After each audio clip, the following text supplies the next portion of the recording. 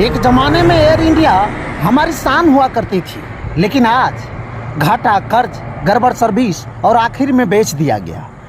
पर सोचिए, ये सब अचानक हो गया या फिर ये सब पहले से प्लान किया हुआ था। एयर इंडिया की शुरुआत 1932 में टाटा एयरलाइंस के तौर पर हुई थी। जे.आर.डी. टाटा खुद प्लेन उड़ाते थे। कराची से बॉम्बे तक पहली फ्लाइट उन्होंने उड़ाई। आज़ादी के बाद सरकार इसे अपने कंट्रोल में लिया और फिर बनी देश की नेशनल एयरलाइन। सब कुछ ठीक चल रहा था, लेकिन 2007 में एक बहुत बड़ा फैसला लिया गया। इंडिया एयरलाइन और एयर इंडिया को जबरन जोड़ दिया गया।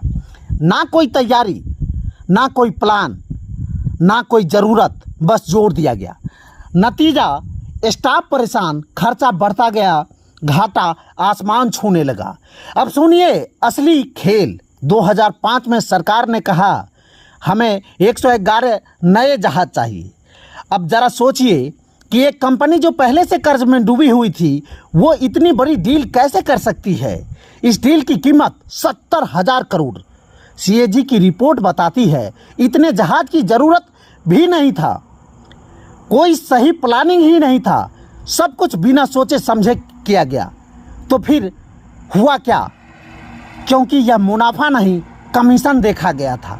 2007 से 2020 के बीच एयर इंडिया ने 70,000 करोड़ का घाटा उठाया।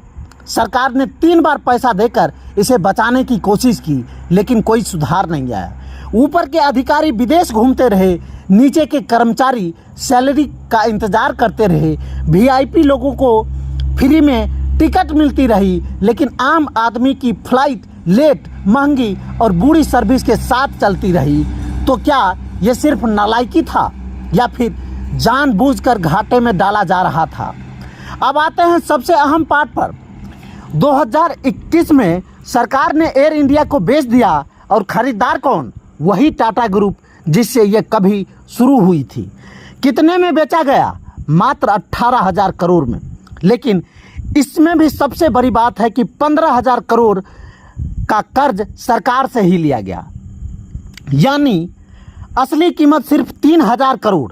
अब सोचिए एयर इंडिया के पास क्या क्या था। 100 से अधिक जहाज, international flight slot, training institute और कई शहरों में बेशकीमती ज़मीन।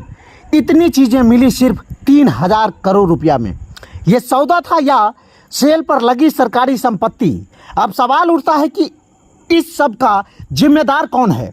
नेता जिनकी नीतियां फेल रही, अफसर जो फैसले लेते रहे, या फिर पूरा सिस्टम? RTI रिपोर्ट और पब्लिक डोमेन में जो डेटा मौजूद है, उससे पता चलता है एयर इंडिया को धीरे धीरे साजिश के तहत घाटे में डाला गया, ताकि बाद में कहा जा सके अब सरकार नहीं चला सकती, इसे प्राइवेट सेक्टर को ही सौंप देना चाहिए। एयर इंडिया की यह कहानी सिर्फ एक कंपनी की कहानी नहीं है, यह हमारे देश की नीति, नियत और निजीकरण के खेल की सच्चाई है। जब कोई अगली बार कहे कि सरकारी संस्थाएं फेल हो रही है, तो पूछिए फेल हुई है या जानबूझकर फेल की जा रही है।